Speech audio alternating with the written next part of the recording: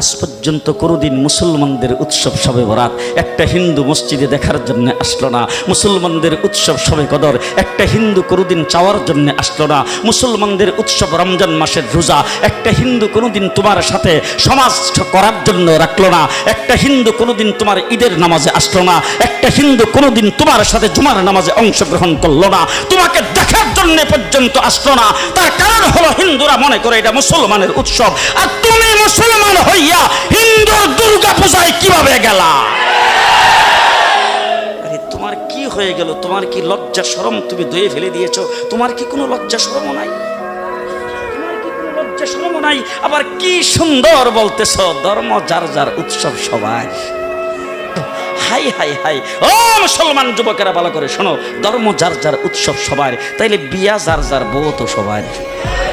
জি, বিয়ে যার যার বউ সবার, পুষ্কুনি যার যার মাস সবার, গাছ যার যার ফল সবার, ক্ষেত যার যার ফসল সবার, দোকান যার যার মাল সবার। এখন ঘুমাইছে কি কথা বলেন না কেন? তাহলে আমার দোকানের মাল যদি আমার হয়, আমার ক্ষেতের ফসল যদি আমার হয়, আমার গাছের ফল যদি আমার হয়, আমার গাছের নারিকেল যদি আমার হয়, আমি বিয়ে করলে বউ যদি আমার হয়, মুসলমান আমার পুষ্কুনির মাস যদি আমার হয়, তাইলে ধর্ম যার উৎসব তার।